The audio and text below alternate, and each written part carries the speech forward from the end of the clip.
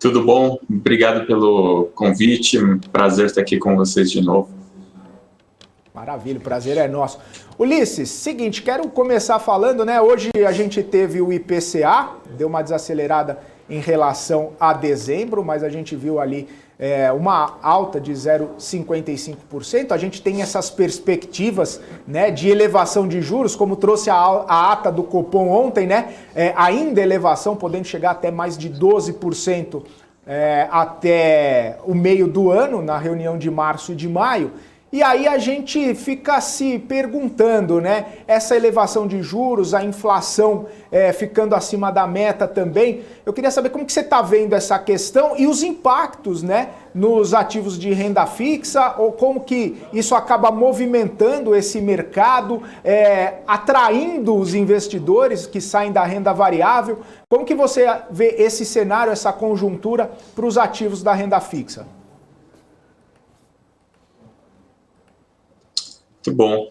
De fato, a gente tem visto bastante demanda por renda fixa de maneira geral, né, em especial para os pós-fixados, né, que são aqueles títulos que se beneficiam, né, dessa alta da Selic, que estão rendendo mais. Né, a gente está com essa expectativa de chegar mais próximo de 12%, então aquele fatídico 1% ao mês, que os investidores adoram, né, estavam saudosos. A gente até esperava que não ia voltar nunca mais para esse cenário, né? Mas infelizmente a inflação não tem dado muita trégua. E a gente tem uma perspectiva já de fim de ciclo, né? Felizmente, mesmo para quem é investidor de renda fixa, não subir a taxa de juros não é bom. Isso significa que a inflação também está alta, e o que importa para os investidores mesmo é ter uma inflação controlada e ter ganhos reais, né? Ou seja, ter rentabilidades acima da inflação, né? Se é uma inflação muito alta, você acaba que tem uma taxa de juros alta também, mas daí você tira imposto, etc., você não tem um retorno real tão bom assim, né? E agora a gente fica com uma situação interessante, né? A gente tem os títulos, de maneira geral, de renda fixa, eles estão com rentabilidades atrativas, né? Então, o pré-fixado, ele está também com taxas bastante convidativas, o investidor pode acessar o Tesouro Direto, a gente vê os indexados à inflação também super atrativos, né? Indexados à inflação pagando hoje mais de 5%, quase 6% acima da inflação, né? Então também são retornos bastante interessantes, e a gente tem visto uma demanda não só pelos títulos públicos, mas também uma demanda muito forte por fundos de investimento e por ativos de crédito privado diretos. A gente vê principalmente a demanda que está tendo investidores por CDBs, por outros tipos de operações estruturadas, debêntures, etc. Então a gente tem visto uma demanda bem forte, realmente, desse dinheiro que está saindo da renda variável. Boa tarde, Ulisses. É um prazer falar contigo. Os investimentos por meio do Tesouro Direto, eles acabam sendo muito interessantes para aquele investidor que busca fazer uma espécie de trade na renda fixa, né? Acreditando numa queda da taxa de juros, entrar agora e aí vender o papel com ágio. No mercado de título privado, né, no mercado aí de debêntures, CRI, CRA ou de CDBs, isso seria mais complicado, mesmo que haja uma queda dos yields, né, um fechamento da curva de juros, muitas vezes não há esse ganho turbinado nos títulos privados. Esse não ganho desses títulos privados numa venda antecipada, ele ocorre mais pela falta de liquidez no mercado, Ulisses, ou porque o dealer vai lá e come um pedaço ali da taxa?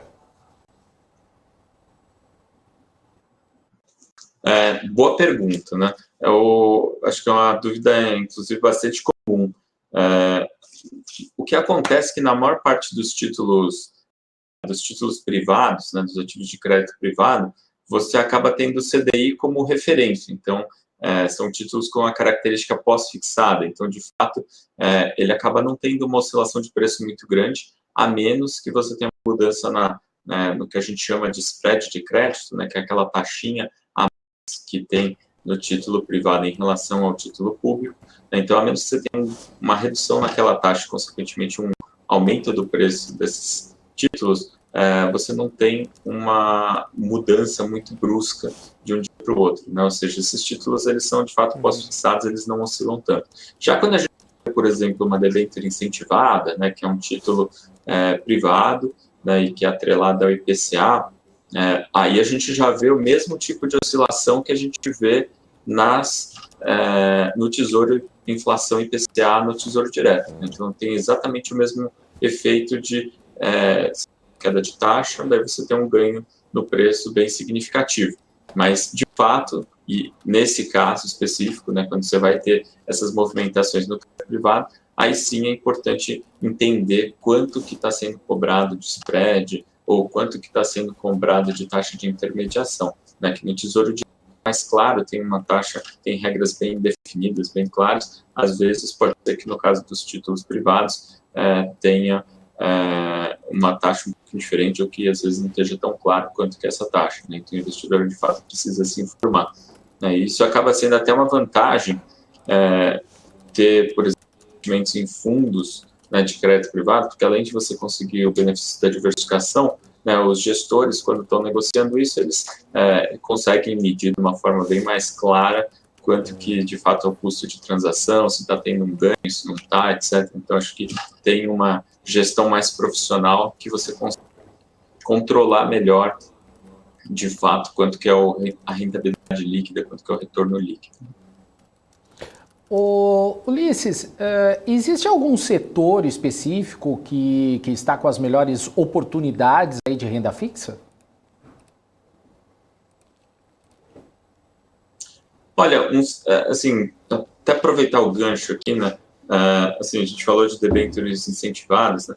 O setor de infraestrutura, né, de maneira geral, eles são setores regulados, né? E setores regulados, eles tendem a ter um nível de risco bem menor, né? Porque justamente a regulação ela tem essa função de dar uma maior previsibilidade, dar regras mais claras para essas empresas atuarem, para os credores poderem ver um risco menor e, consequentemente, toparem emprestar dinheiro a taxas viáveis, né, para essas empresas por prazos mais longos.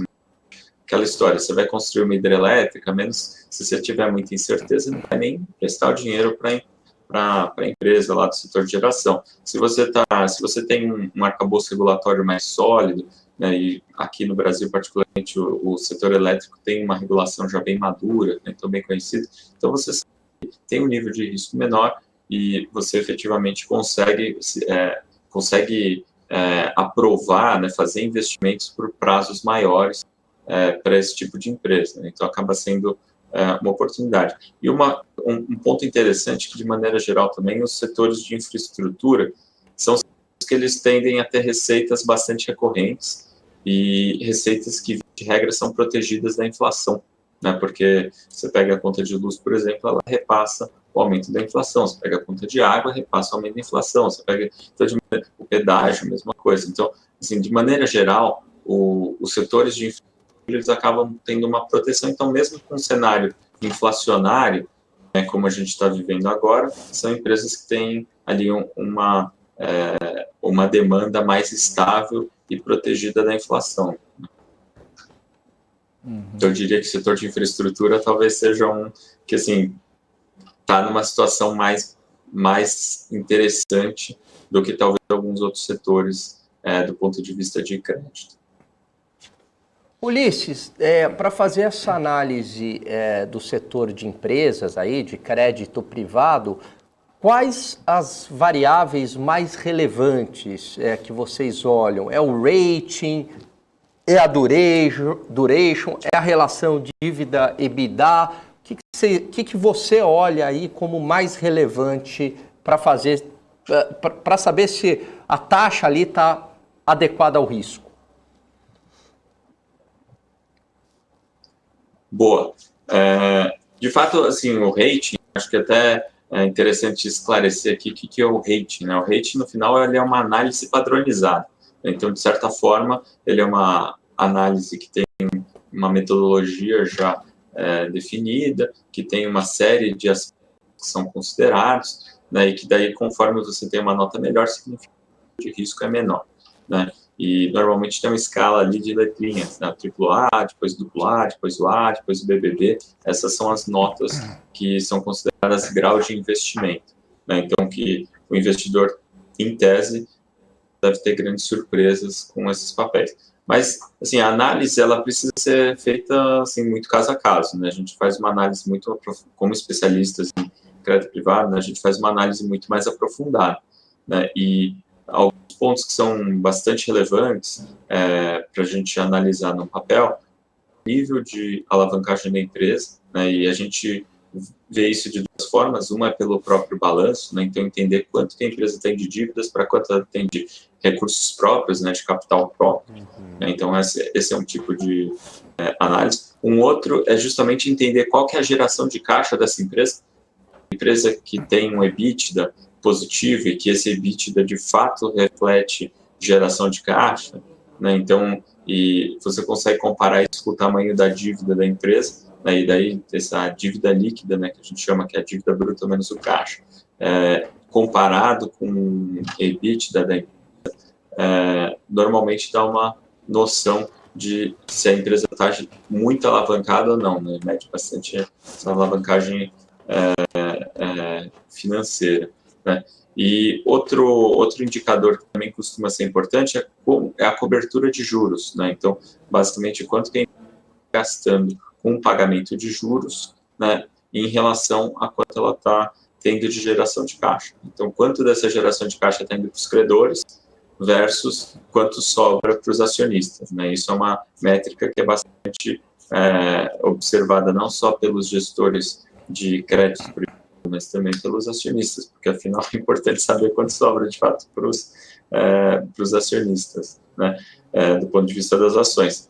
Então, essas são algumas das métricas, mas assim, no final você tem que, assim, a gente está olhando uma série de outros aspectos também quando a gente olha uma empresa, né? Então, desde aspectos de governança, aspectos de operacionais, a diversificação dos clientes, se ela tem uma receita muito concentrada ou não, qual que é o perfil dessa receita, se tem uma sazonalidade, se precisa fazer investimentos recorrentes, quais os tipos de despesa que ela tem, se ela tem um nível de, se ela tem uma dívida adequadamente constituída, ou seja, se está tudo vencendo no curto prazo, se ela está bem distribuída ao longo do tempo, né? Então, são uma série de aspectos que a gente considera, né, para avaliar um emissor, né, para avaliar que uma empresa tem características saudáveis para você investir com baixo risco, né? E aí, quando você está falando especificamente do título, né, então vamos pegar a debênture de uma empresa de energia elétrica, por exemplo, né, e aí você vai comparar, aí você normalmente está vendo quanto que é essa remuneração a mais que ela paga em relação ao título público, né, que a gente chama de spread de crédito. Normalmente você usa também a duration, né, e aí sim entra essa métrica que ela equivaleria grosseiramente aí ao prazo médio desse título, né, então quantos anos faltam para vencer esse título, mais ou menos, é ponderado ali pelas amortizações e taxa, mas isso dá uma ideia essa duration dá uma ideia de sensibilidade, né, então se tiver uma pequena variação na taxa de juros, quanto que isso vira de impacto no preço, né? Então se tiver 1% de variação na taxa de juros, a duration seria qual que é o impacto que você tem no preço do título, né? Maravilha. Ulisses, dá para dizer então que assim, a análise de crédito privado é muito parecida com a análise de uma ação, no final das contas. Posso dizer isso? Porque você está analisando ali fundamentos da empresa, não é? Elas são parecidas. O que a gente costuma dizer aqui é que o começo da análise é a mesma, né? Você pega a empresa, você tem que entender o negócio, você tem que avaliar a governança, você tem que fazer toda a análise. E aí depois o que a gente costuma dizer é que cada um vai para um lado, né? O credor, ele não quer saber de muito risco, porque afinal, se tudo der certo, ele vai receber o combinado, né? Então ele já tem uma taxa de juros acordada, já tem uma habilidade pré-definida, né? Então ele vai receber essa, né? E o que sobra vai para o acionista. Então, de certa forma, para o acionista ficar feliz, o credor, na verdade, precisa ficar feliz primeiro, né? Ele recebe em prioridade no recebimento, mas aí sim o analista de está explorando mais essas opcionalidades. Afinal, todo o excedente, todas as surpresas positivas né, acabam vindo diretamente para o acionista, não para o credor. Então, assim, o credor está preocupado em não ter surpresas negativas, né? E o analista de ações, tipicamente, ele está querendo ver quais são as surpresas positivas que podem acontecer, que podem fazer, de fato, o preço da ação subir bastante. E, de certa forma, né, acho que também aqui fica caracterizado isso, né, quando você tem menos gastos com juros, né, sobra mais para o acionista. Né? Então, naturalmente, tanto do ponto de vista quanto do ponto de vista do acionista, eles estão olhando os mesmos números, né, para justamente, uma vez que você reduz ali, ou quite tudo que você precisa para os credores, todo o excedente vai para os acionistas. Né? E o problema dos credores é justamente quando essa geração de caixa não é suficiente nem para pagar os credores, né, que daí, e aí é um desastre total para os acionistas. Né? Boa. Ulisses, o Marcelo, ele está nesse mesmo tema, ele pergunta o seguinte: investidor pessoa física, na sua maioria, não tem como saber escolher crédito privado sem assessoramento, não é?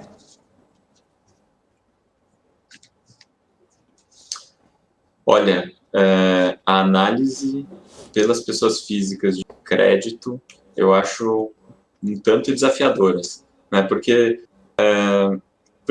normalmente é uma análise mais aprofundada, né? Então precisa de fato de um conhecimento específico, então precisa de fato de alguém olhando e alguém que conheça o que olhar, né, em mais profundidade. Então acho que esse ponto de fato é bem importante, né? E diferente do que acontece na renda variável, né?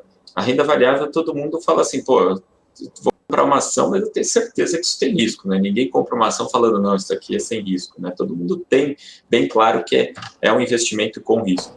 Só que, por outro lado, na renda fixa, as pessoas elas tendem a achar que não tem risco nenhum, né? E isso já dá um viés muito positivo, de muita segurança para o investidor quando ele vai investir na renda fixa. Então, e principalmente, né, uma coisa que é muito utilizada, né, quando o investidor vê uma marca conhecida, então ele vê uma empresa que ele já viu a marca antes, ou que ele está essa marca no dia a dia, ele tende a ter uma familiaridade com ela, ele tende a achar que porque ele tem uma familiaridade deve ser mais seguro. Né? Então, ele acaba ficando mais inclinado, de fato, a fazer investimentos, e é aí que mora o perigo. Né? Na verdade, é importante que faça uma análise bem feita para entender se, de fato, do ponto de vista de crédito, né, de uma operação de longo prazo, está tudo bem. Até porque, fazendo também uma outra comparação entre renda fixa, crédito privado, né, especificamente, e a renda variável nas ações, bem ou mal, você tem lá o preço em tela, se negocia no home broker e tal, entra e sai. Né?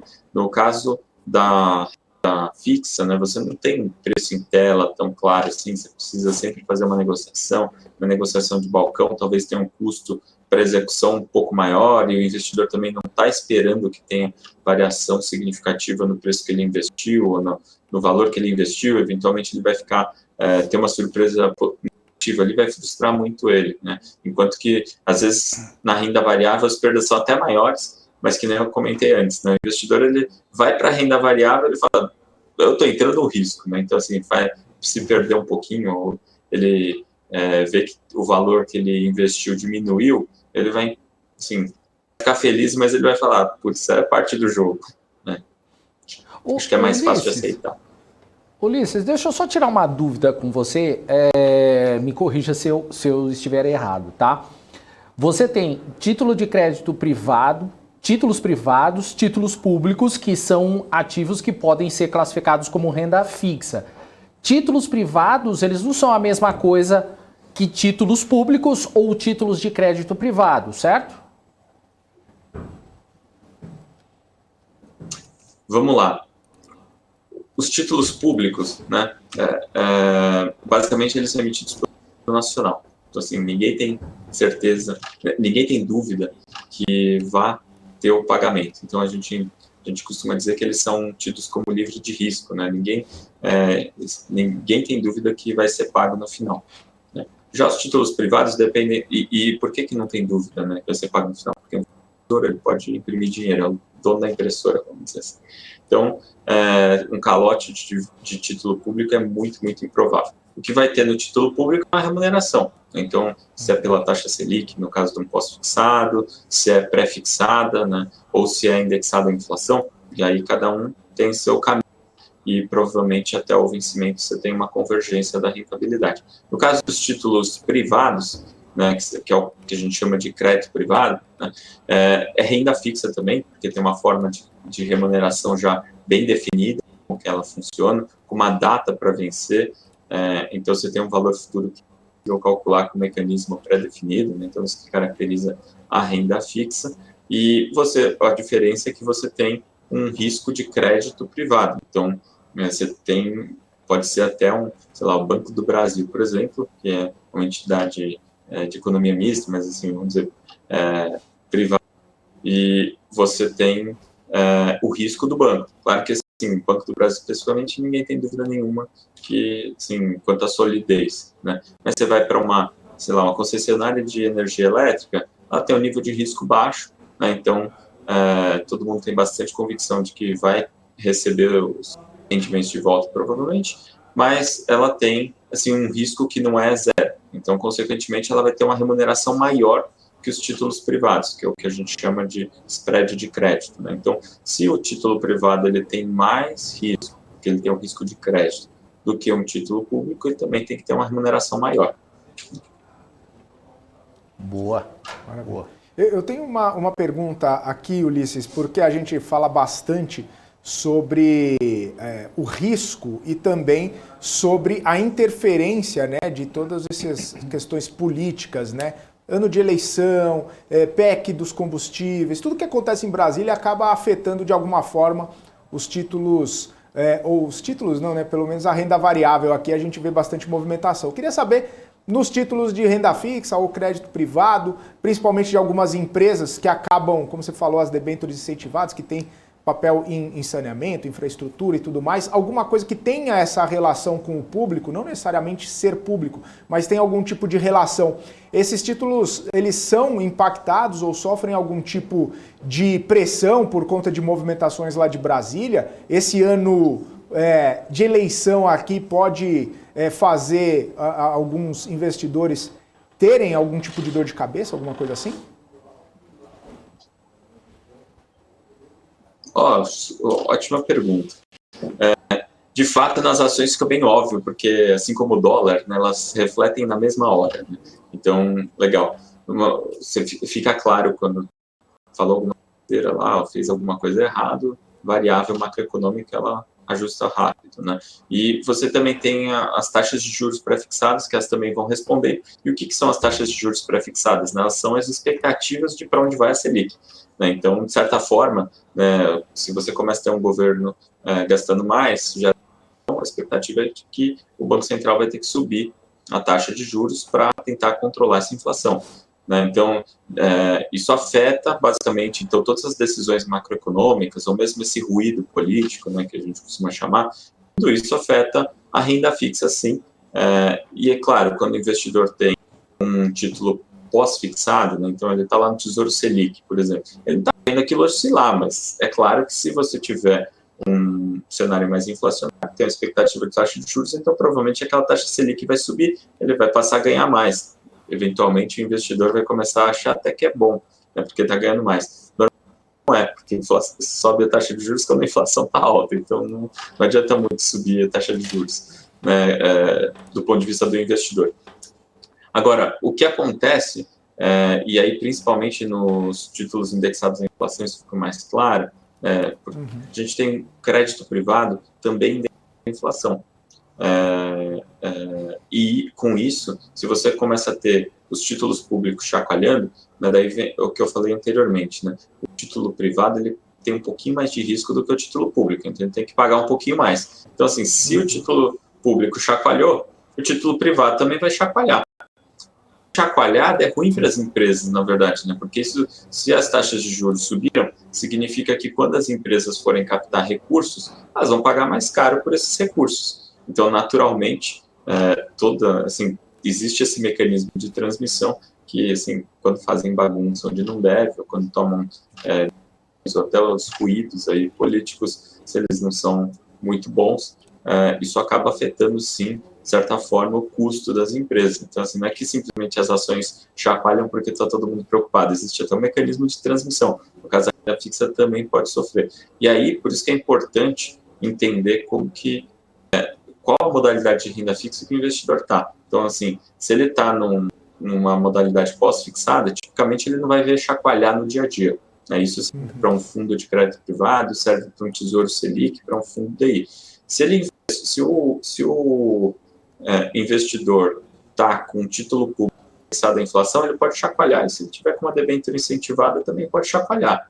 Então, é a mesma coisa. O que tem que tomar um pouquinho de cuidado é que, às vezes, no banco, na corretora, às vezes não aparece mensalmente ali que está chacoalhando, porque é o que o pessoal chama de levar na curva. Então, às vezes, ele comprou lá uma taxa PCA mais 6, por exemplo, então vai marcando todo mês, que está só crescendo o valor dessa aplicação e não está refletindo de fato as oscilações no mercado. Já o investidor, isso acontece muito nos extratos, tá? Mas quando o investidor olha na página do Tesouro Direto, ele sabe que é uma oscilação de fato dos preços. Então o Tesouro Selic quase não oscila, mas o Tesouro Inflação pode oscilar bastante. Não é raro ver nos títulos no Tesouro Inflação, nos títulos com prazos mais longos, 2035, 2045 até 2055, que eles oscilam mais do que a Bolsa. Então a questão do prazo é super relevante. Maravilha. Deixa eu tirar uma dúvida aqui contigo, Ulisses.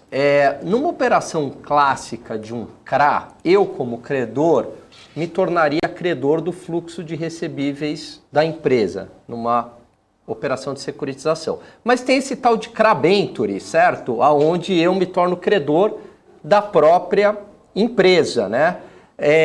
Por que a empresa faz esse artifício, ao invés de emitir ela não emite uma debênture direta? É simplesmente para oferecer a isenção fiscal para o investidor e aí ter uma captação maior? Seria essa a explicação?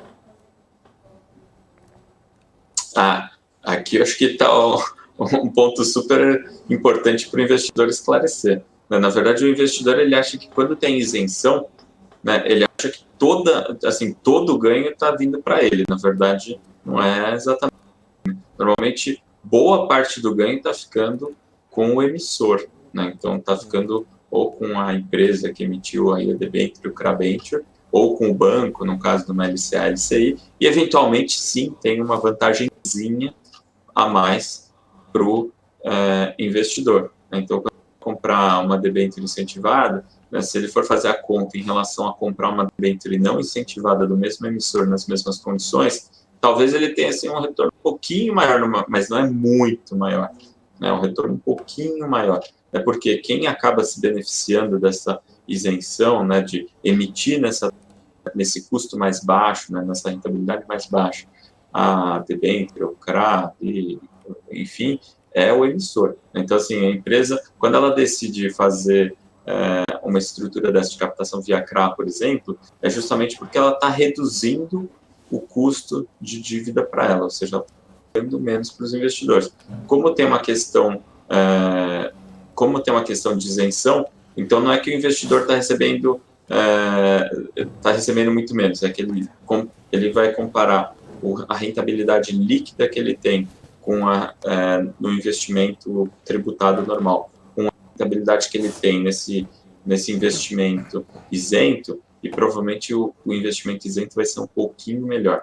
É muito raro achar que o investimento isento seja pior. Isso também não chega nesse nível. Mas não é que toda a vantagem tributária vem para o investidor.